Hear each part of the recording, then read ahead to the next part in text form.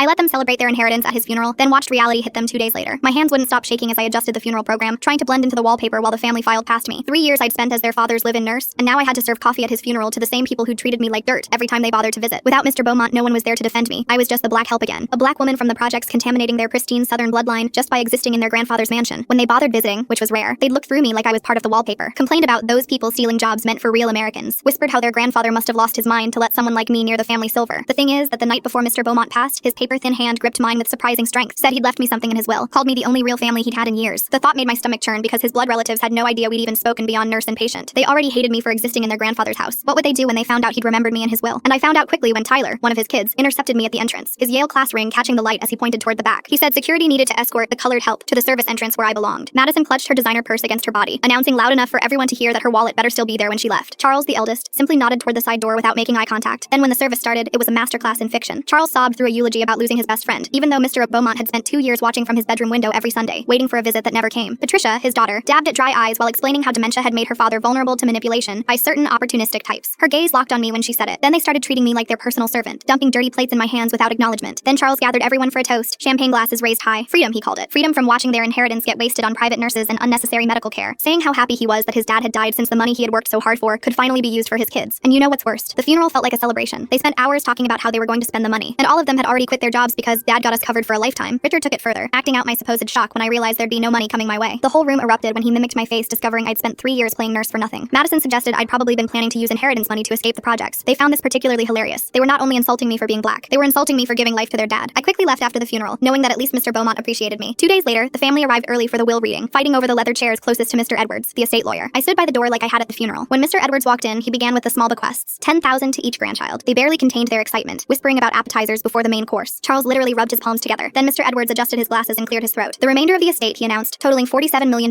would go to the person who'd shown Mr. Beaumont the true meaning of family. The sole beneficiary is Ms. Alicia Washington. The explosion was instant. Charles knocked over his chair, jumping up. Patricia shrieked that it was impossible, illegal, that I'd manipulated a senile old man. Tyler demanded to examine the will personally, convinced he'd find evidence of forgery. Madison's tears came hot and angry. Mr. Edwards continued reading in his measured tone. 5 years of documentation showed Charles visited twice, Patricia only when she needed loans. The letter from Mr. Beaumont described every chemotherapy session I'd attended, every war story I'd listened to. Every night I'd held his hand through the pain while his family forgot he existed. They tried everything, threats about contesting the will. Patricia suddenly remembered how close we'd always been, offering to make me coffee. Tyler, who directed me to the service entrance, started calling me Auntie Alicia. I stood there with tears streaming down my face but stayed silent until their shouting finally stopped. 6 months later, I'd paid off my mother's medical debt and set up college funds for my daughter. The remaining $46 million went to charity in Mr. Beaumont's name. The family still calls weekly, begging for money. I've shown them the donation receipts, but they can't accept that I gave away their inheritance. It was never theirs. He knew exactly what he was doing. I work at a hospice now, caring for other people's grandparents. They are very broke and all living in a single bedroom apartment in the projects.